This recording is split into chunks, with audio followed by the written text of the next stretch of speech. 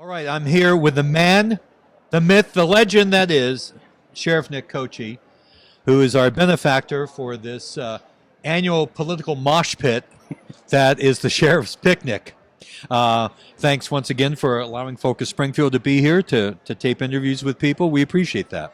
Well, thank you, Michael, for having me. And, it's funny, we talk about the mosh pit when it comes to the political stuff, but this year it's a little politically quiet, and that's because many of our state office holders are in Chicago. That's true. Yeah. That's absolutely true. So I have to ask you, you have been one of the greatest proponents to try to deal with addiction services that we've got in the state. Are you winning the fight? Are you getting what you need from the legislature to address what I'm sure is still a growing problem that's facing our communities? Let me say I feel support. I do. I feel support from the state. The governor's office, and it started with Governor Baker, recognized our Section 35 civil commitment facility. And we're given out of the line item monies about $3.5 million, and it costs $17 million to run it. But the governor's office always puts with an approved spending plan of 17. So even though it doesn't necessarily come to us up front in July, we have an approved spending plan to fully fund what we do there in Stony Brook, Ludlow. So I do feel a lot of support there, and it's not easy. I take a lot of pride in being respectful to the taxpayers' money and staying within budget, not to exceed our budget. We don't take any pride in having to ask the state for a supplemental closeout. But when you look at the treatment center, you look at the MOUD, the medication-assisted treatment that we're now offering all of our population if they so choose. These are line items that are not funded, so we have to go and get a supplemental, and the state has been very kind every year in closing us out with respect, and that's because of the work that the staff do.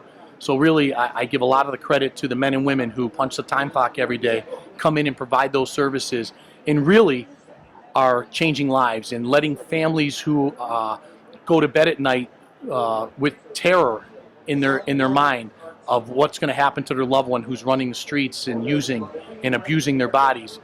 When they come to us, they sleep, and they feel a sense of peace, and that gives us a lot of comfort knowing that what we're doing is not just affecting the person who's afflicted, but it's also affecting the family members in a very positive way. So is the demand still there? Are you seeing more cases, fewer cases? Oh, no, the demand is very high. Right now we have 132 people in our facility. And in the last 2 months, the summer months are always the high spike months, but we've watched our population in our treatment center go up about 30 people. Wow. Now you have a treatment center on Mill Street in Springfield. How's that working out? That works very well. That's part of our incarcerated treatment.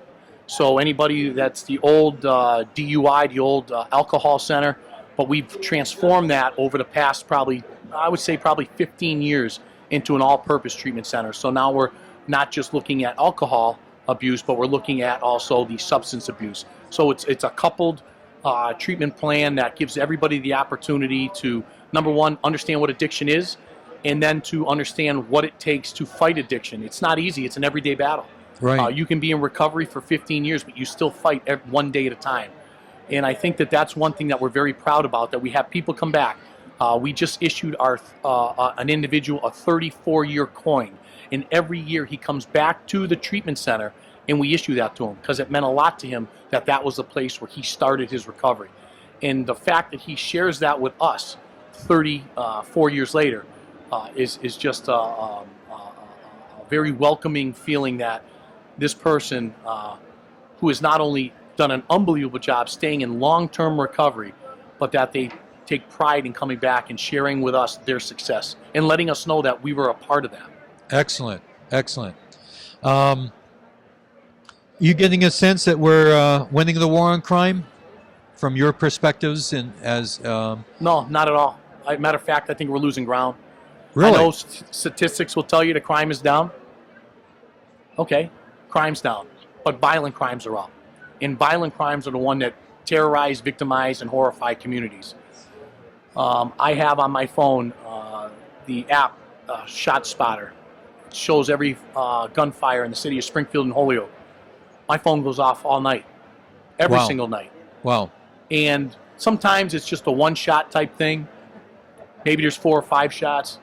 But then there's times when there's 29 shots in 3 seconds, and that means that that's an automatic weapon. Wow. Ripping off 29 rounds in a 3-second period. That's scary. And I have to give such a compliment and a bit of gratitude to the Holyoke and Springfield Police Departments, because they are doing the best they can to apprehend and lock up the people that are toting guns, shooting guns. But they come to me, and I see every arrest every single day. That's the first thing I look at when I go into work. And then I follow up the next day. And we're releasing these people on bail 24 hours later. Well, where do we think they're going? They're going back to the community. If they're getting arrested on domestic violence charges, A and B on a family member, they're out the next day. They're either home recognizance or they make bail. Well, where do we think they're going? They're going right back to the same household that they victimized 24 hours ago. So I take it that you're for bail reform. I'm absolutely for. I am for reform, period. I have no issue with taking a look at the criminal justice system, police reform, corrections reform. I got no problem with that. But I have a problem when people are making laws and changing laws that don't know what we do, and the practitioners that do this work are not at the table. Right. I have a problem when, after 2 or 3 years, when we see that there's a problem in a certain piece of this reform, that we can't go back and modify that piece and make it better.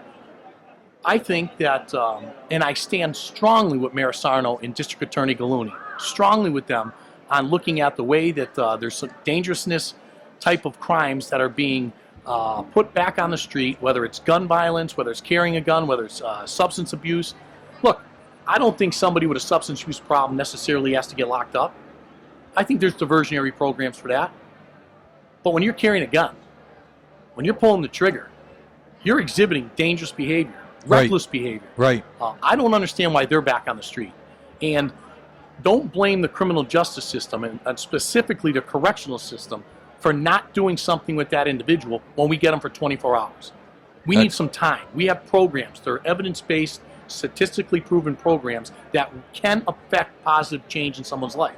But if you don't give them to us for an extended period of time, a 6 to 8 month period of time, what can we do? Right. We're going to put somebody back on the street more angry, more violent than they were when they came back in, if we're just holding them for 24 hours or even 30 days. They're going to lose their job in 30 days. They're going to probably lose their home. And in 30 days, we haven't had an opportunity to do any behavior correctional type of work, and we haven't had the opportunity to do any mental health and substance abuse work.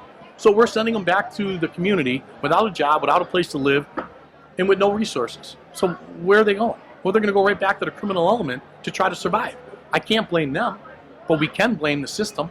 And I think there's time that we just take a pause, stop changing every law every single year and making things different, and let's go back and look at the changes that we made and just make them better so we can perfect them and make them work better for society.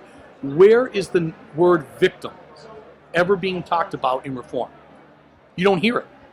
So there's this great saying that I took from District Attorney Gallooni, who told me about one of his counterparts up in Essex County, the former DA who retired last year or 2 years ago.